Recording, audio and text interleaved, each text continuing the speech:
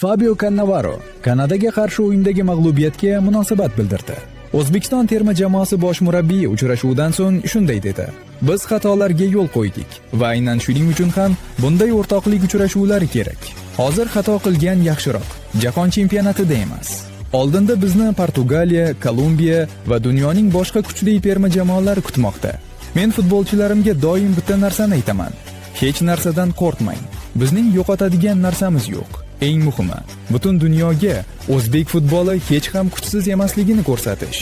Biz oxirigacha kurashamiz va muxlislarimizni xursand qilish uchun maydonga chiqamiz."